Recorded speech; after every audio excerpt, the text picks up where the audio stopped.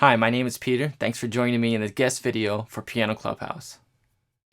In this video, I want to show you how you can go beyond playing just by chords and begin to add some improvised melodic elements to your playing. Some of what I'm going to say is similar to what I've already presented in my Playing Melodically video, but I think you'll find that this approach is a little bit more step-by-step and it's a little bit more accessible. So let me show you what I mean. First of all, I'm going to play something just by chords.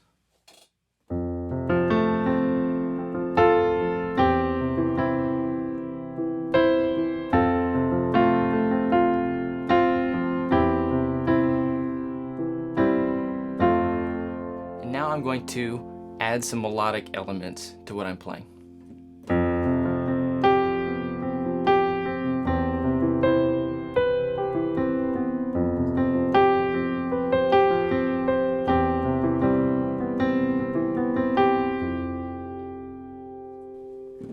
Okay, so to improvise melodies, you need two things.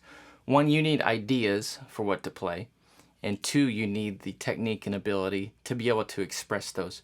Now, it's a little bit like that same concept that I've talked some about, like where playing music is like a fluent second language, where you have ideas and you just communicate them without having to think too much about them.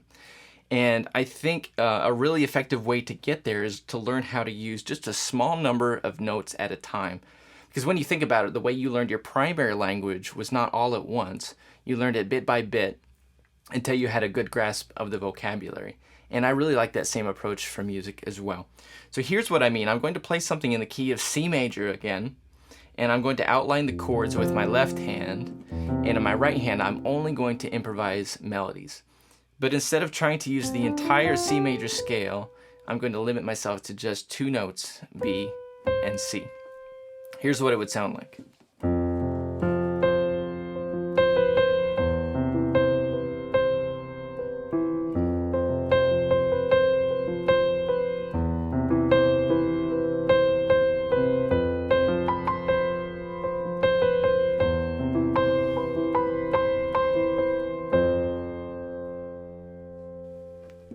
All right, so a couple things about this approach.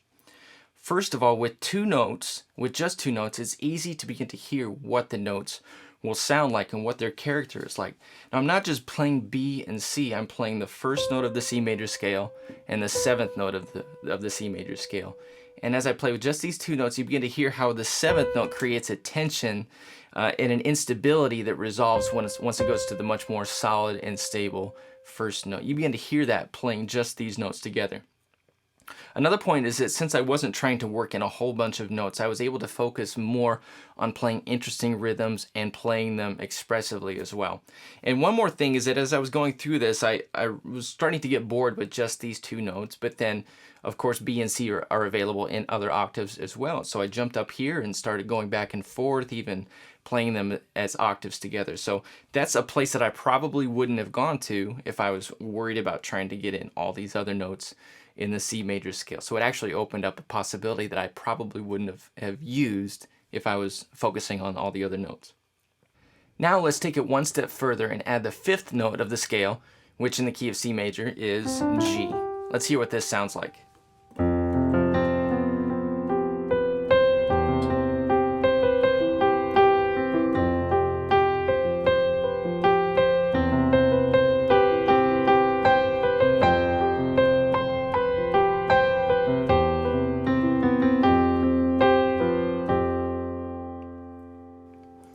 So we begin to get a sense for what that fifth note sounds like, that it's solid, it's stable, it sounds good with either chord in the left hand. It even sounds good with either of the other two notes that I was playing in my right hand. So we begin to know what these notes are going to sound like even before we play them. And that's the advantage, that as you're not just thinking G, B, and C, you can think the fifth, the seventh, and the one. And then those same sorts of relationships are going to transpose into any other key that you could play in. For example, if I was going to play in the key of E flat, the fifth, seventh, and one would be B flat, D, and E flat. So those ideas are going to sound relatively the same. Here's what I mean.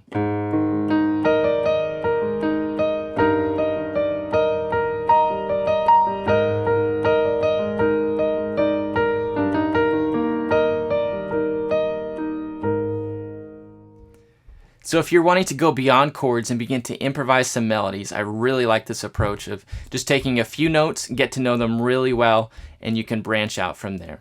I hope that was helpful. Thanks for watching a Piano Clubhouse.